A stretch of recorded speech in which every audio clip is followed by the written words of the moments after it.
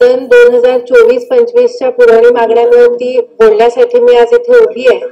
सार्वजनिक बांधकाम विभाग पृष्ठ क्रमांक 40 बाब क्रमांक 48 मागणी क्रमांक 15 आणि पृष्ठ क्रमांक 41 बाब क्रमांक 49 मागणी क्रमांक 16। अध्यक्ष महोदय, माझ्या मतदारसंघामध्ये चिंचोटी भिवंडी मार्ग या मार्गाची अतिशय दयनीय अवस्था झालेली आहे।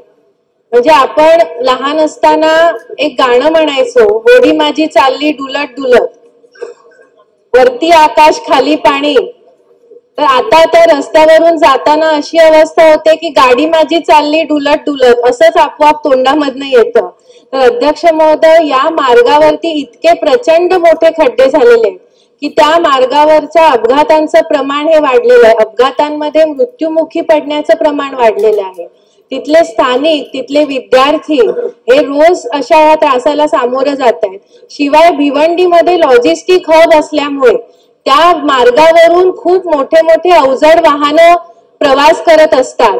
तर हा मार्ग लवकरात लवकर दुरुस्त व्हावा आणि या मार्ग दुरुस्त होण्यासाठी ज्या अडचणी आहेत, तिथे सुप्रीम नावाची कंपनी आहे ज्यांना टोल वसूल करण्यासाठी करार केला गेला होता त्यांच्या बरोबर, ते कोर्टात गेले असल्यामुळे हा मार्ग रखडलेला आहे।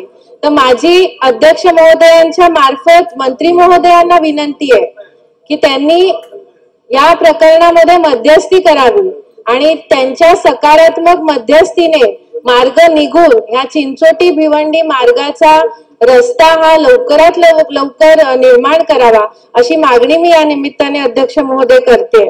आणि या रस्त्याच्या फक्त रस्ता करून चालणार नाही अध्यक्ष महोदय, कारण की वारंवार या रस्त्यावरती खड्डे होत आहेत। तर या रस्त्याचं कॉन्क्रिटीकरण करण्याआधी सॉइल स्टॅबिलायझेशन करणं सुद्धा महत्वाचं आहे। तर हा मुद्दा मी लक्षात आणून देते अध्यक्ष महोदय आणि मंत्री महोदयांना परत तुमच्या मार्फत विनंती करते की त्यांनी मध्यस्थी करून या प्रकरणामध्ये तोडगा काढावा। तसंच अध्यक्ष महोदय, माझ्या वसई मतदारसंघामध्ये गोखिवरा आणि माणिकपूर ह्या खूप रहदारीचे हे मार्ग आहेत आणि तिथे रस्ता अरुंद असल्यामुळे रोज वाहतूक कोंडी होते। तर इथे पूल असणं गरजेचं आहे अध्यक्ष महोदय।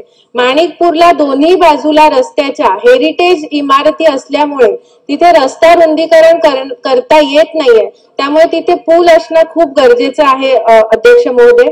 तसंच वसई तालुक्यामध्ये सेशन कोर्टाच्या इमारतीचं काम हे प्रलंबित आहे। 2 दिवसापूर्वीच या इमारतीसाठीच्या जमिनीचा प्रश्न सुटलेला आहे। त्या फायलीवर माननीय मुख्यमंत्र्यांची सही झालेली आहे। तर आता या जमिनीवरती लवकरात लवकर न्यायालयाची इमारत बांधून पूर्ण व्हावी आणि वसईतल्या लोकांना दिलासा देण्यात यावा अध्यक्ष महोदय। पुढचा विभाग आहे सार्वजनिक आरोग्य विभाग, पृष्ठ क्रमांक 91 बाब क्रमांक 114 पूरक मागणी R1। शासनाच्या आरोग्य विभागाने जून 2014 मध्ये वसईतील नवघर येथील प्राथमिक आरोग्य केंद्राचे 100 खाटांच्या उपजिल्हा रुग्णालयामध्ये रूपांतर करण्यास मंजुरी दिलेली आहे। मात्र या रुग्णालयाच्या जागेची पुनर्मोजणी करण्याचा प्रस्ताव उप अधीक्षक भूमी अभिलेख वसई यांच्याकडे प्रलंबित असल्याने यावर अद्यापही काही कार्यवाही झालेली नाहीये।